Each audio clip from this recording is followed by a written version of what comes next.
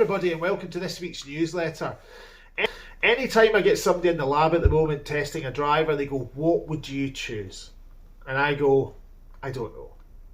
The reason I don't know is because I've not fitted myself recently, but everybody is different. I keep on harping on about this, but for the benefit of the viewers, we got Fraser to test the TSR driver, the TSR2 driver, the new carbon Wilson driver, the Ping G430 driver, and the Stealth 2 Plus driver. Fraser is a fantastic golfer. I generally do admit that he is a fantastic golfer. We put him into a shaft that we had with every brand, so it was consistent for you, same length, etc. And we let him hit them. So the results are as follows. But remember that this isn't a fitting. This is just testing the heads with the same shaft, same loft, to see what they do for Fraser. Okay. Now there wasn't a massive difference, but here is the results.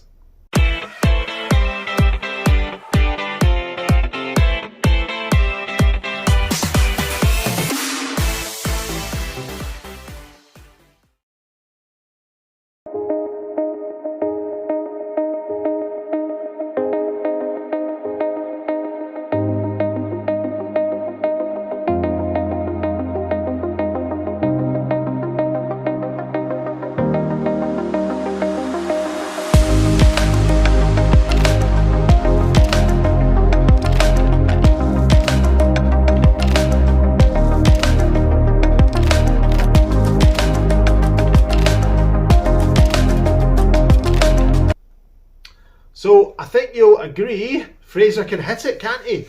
Fraser, looking at his numbers there, yeah, there's some launch issues, and again, we would use different shafts, different lofts, everything different for him. So a review is good, but this isn't the perfect fitting for Fraser. This is just him trying the different heads with the same shaft.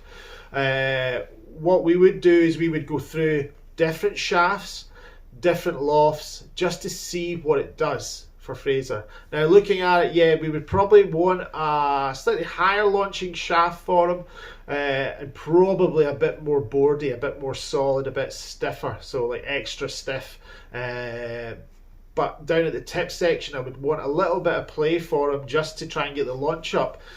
Also we would look at maybe a different ball for him to use. He was using the Pro V1, but I would probably use the Pro V1X for him. So when we do a driver fit, we look at all different aspects, even down to the grip.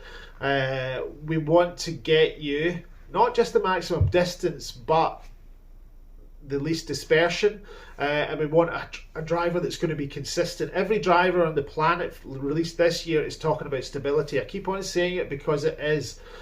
They need to make it more forgiving, so you don't have to button it every time, and I think every company this year has managed to do that. When we see somebody that comes in that's quite erratic with the driver, you know, I always kind of step into maybe a Ping driver because they really are unbelievably forgiving. Now, some people don't like the sound off of Pings. They don't like the look off of Pings. So although that driver might, in my head, be great for them and the numbers might be great, you never want to put something into play that you don't like the look of, or you don't like the feel of, or you don't even like the brand. Some people just don't like certain brands, and that's fine.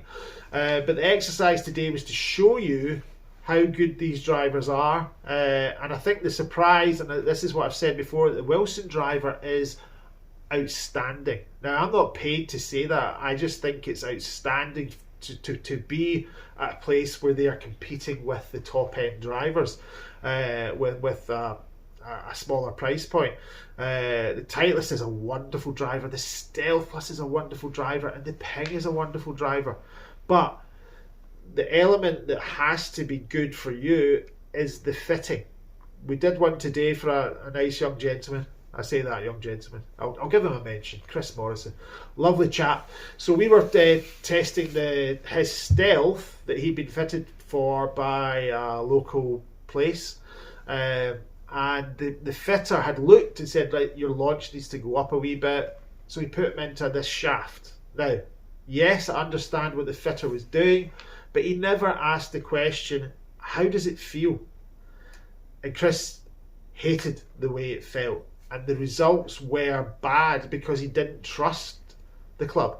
His strikes were more towards the heel with this shaft. So what I did was I got the shaft that he had before in his sim driver that he loved. Don't know why he went for fitting, to be honest, if he loved the other driver. But anyway, we got that shaft, put it into his head, and the strike pattern moved way more central for him. We then tried the Stealth 2, same loft, and yes, it was more forgiving for him. I did tweak the loft of it where the other fitter didn't. I put it up so we could try and get a little bit more launch, and that worked, and a little bit more spin, but that was for him. And I keep on going back to it. Fitting is important. Did I sell the driver? No. So what we do is we're giving them the driver away to trying the course, and he comes back and gives me the feedback regarding how it went, and then we take it from there. At no point I just never want to give somebody a driver based on what we just do in here. It's another environment, it's great for getting numbers, but we need you to take it to the course. So if you're getting fit, insist that you get the club away to try. If you're not doing that, you're just throwing money up in the air, and it's not the best thing to do. It's certainly not what happens in tour, and these guys are the most gifted players in the world. So do it properly. That's all I say. I'm not saying everybody has to come to me. What I'm here for is advice and saying take it to the course, give the fitter feedback, and if you don't like the feel of something, don't go anywhere near it.